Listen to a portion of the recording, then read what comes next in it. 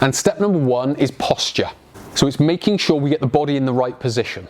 So as you can see, I've got 2 kettlebells here, 20 kilos, so 40 kilos in all, and I've raised them up. So how you would perform this, you may need to raise them. It all depends on your hip range of movement. So what that means is if I come into this position and I stand over the weight, I want to go back into this position and I want to hold on to the weights here.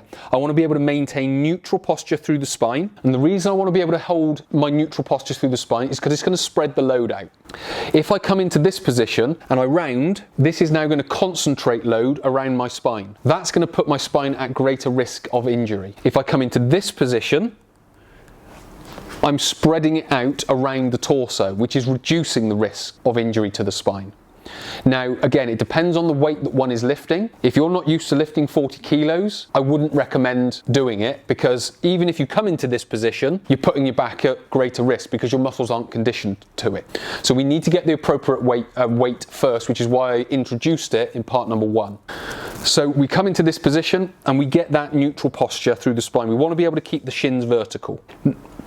Now, the only time we would raise them up is if we come down into this position, so they're on the floor, so I've now got to get about 3 or 4 inches lower. So we come down, so if I get to here, I can hold them, but now I need to round my back to get all the way down. So what I've done is I've compromised my lower back to pick those weights up. So for me not to hurt myself or put myself at greater risk of injury, I lift them up. I can get down that far, that's not a problem. But as the example, I would raise them up. So what I can now do is get into that position, and now I can hold the weights as I want to. So point number 1 is the posture of the spine, so it spreads the load out around the spine, so I minimize the risk of injury. Number 2 is your ability to be able to do the hip hinge. So I've already done this in part number 1, but I didn't talk about it because I just wanted to talk about the torso. But now we've got the torso in the right position, it's now about the hip hinge.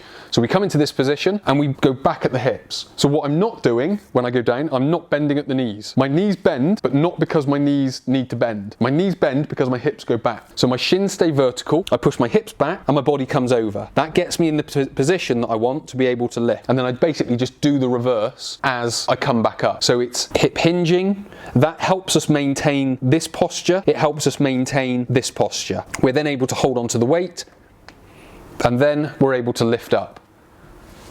And then we hip hinge to get ourselves back down. So it's very important that we get this hip hinge, because what it's also going to be able to do is going to be able to get us to activate our glutes that much easier, and I'm going to talk a little bit more about that in part number 3.